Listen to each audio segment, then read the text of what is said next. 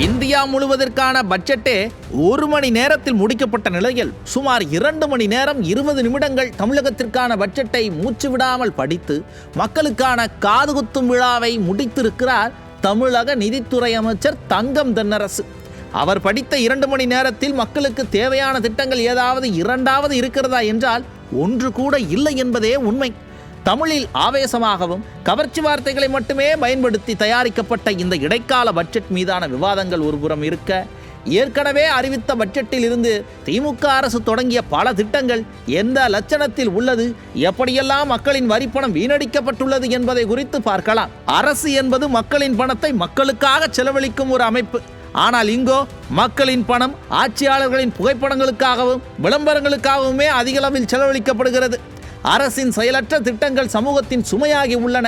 தமிழகத்தின் கோடிக்கணக்கான ரூபாய் செலவில் உருவாக்கப்பட்ட பல்வேறு மெகா திட்டங்கள் அரசின் அலட்சியத்தால் இன்று மக்கள் பயன்பாட்டிற்கு திறக்கப்படாமல் காலியாகவும் செயல்பாடுமின்றி முடங்கி கிடக்கின்றன. அக்டோபர் 2025 பெரும் விளம்பரத்துடன் 53 கோடி ரூபாய் செலவில் ஸ்டாலினால் திறந்து வைக்கப்பட்ட கொளத்தூர் அலங்கார மீன் வர்த்தக மையம் இன்று மீன்களே இல்லாத மீன் சந்தை போல உள்ளது. கடை வாடகை 17,500 வரை நிர்ணயிக்கப்பட்டதால் சிறு வர்த்தகர்கள் அச்சத்தில் பின்வாங்கி உள்ளனர். கொளத்தூரில் உள்ள சாதாரண கடைகள் மாதம் 10,000 ரூபாய்க்கு இயங்குகின்றன. ஆனால் அரசு நிர்ணயித்த வாடகை வர்த்தகர்களை வெளியே தள்ளி உள்ளது. 20% வாடகையை குறைக்க வேண்டும் என்ற கோரிக்கைக்கு இன்னும் அரசு செவிமடுக்கவில்லை. மக்களின் வரிப்பணத்தில் மக்களுக்காக என கூறி கட்டப்பட்ட இந்த பெரும் கட்டிடமானது தற்போது வீணாகி போய் உள்ளது.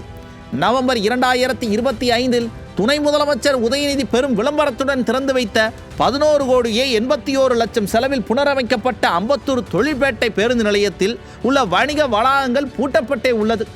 மாற்றுத்திறனாளிகளுக்கான கழிப்பறைகள், பணியாளர் அறைகள், சிசிடிவி கட்டுப்பாட்டு அறை, மூத்த குடிமக்கள் காத்திருப்பு அறை உள்ளிட்ட அனைத்தும் திறக்கப்படாமல் சேவைகள் அனைத்தும் காகிதத்தில் மட்டுமே உள்ளன.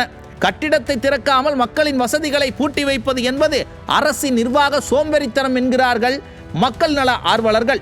40 கோடி ரூபாய் செலவில் 2 ஆண்டுகளுக்கு முன்பு திறக்கப்பட்ட போக்குவரத்து துறை தலைமையகத்தில் பல மாடிகள் காலியாகவே உள்ளன. போக்குவரத்து அருங்காட்சியகம் இன்னும் வரவில்லை. ஊழியர்கள் எல்லோரும் பழைய எழிலகத்திலேயே தங்கி இருப்பதால் புதிய கட்டிடமானது பூட்டப்பட்ட அரண்மனை போல உள்ளது. புதிய தலைமையகம் பழைய அலுவலகத்தின் நிழலில் சிதைந்தே போகிறது என விமர்சிக்கிறார்கள் மக்கள். 2024 டிசம்பரில் 48 கோடி ரூபாய் செலவில் ஸ்டாலினால் திறந்து வைக்கப்பட்ட முடிச்சூர் பேருந்து நிலையத்தில் 150 பேருந்துகளுக்கான கொள்ளளவு இருந்தும் 15 பேருந்துகள் மட்டுமே பயன்படுத்தப்படுகின்றன. தனியார் பேருந்துகளை இந்த பேருந்து நிலையத்திற்கு மாற்ற முடியாததால் இந்த நிலையம் வெறிச்சோடிய ஒரு கல்லறை போல உள்ளது. பேருந்துகளே இல்லாத பேருந்து நிலையம் என விமர்சிக்கிறார்கள் மக்கள். இந்த அரசின் திட்டமிடல் தோல்வியே என்கின்றனர் மக்கள். 2025 5 கோடி ரூபாயில் திறக்கப்பட்ட நாட்டு நாய் இனப்பெருக்க மையமானது 51 நாய்க்குட்டிகளுடன் மூடப்பட்ட நிலையிலேயே உள்ளது. 9 வம்சாவளி நாய்களை வாங்கிய கால்நடை பராமரிப்புத்துறை இன்று மூடப்பட்ட கூண்டிற்கு காவல் காப்பது போல உள்ளது. மக்களின் வரிப்பணத்தில் நாய்களுக்கு அரண்மனை, ஆனால் பயன்பாடு என்னவோ பூஜ்ஜியம்தான் என்று விமர்சிக்கிறார்கள் மக்கள். 150 கோடி ரூபாய்க்கு மேல் செலவழித்து உருவாக்கப்பட்ட இந்த திட்டங்கள் எல்லாம் இன்று வீணாய் கிடக்கின்றன. அரசின் அலட்சியம், நிர்வாகத்தின் சோம்பேறித்தனம், ஸ்டாலின் அரசின் அலட்சியம், ஸ்டாலினின் நிர்வாக சோம்பேறித்தனம், திட்டமிடலின் குறைபாடுகள் உள்ளிட்டவற்றால் மக்களின் வரிப்பணமானது வீணடிக்கப்பட்டுள்ளது.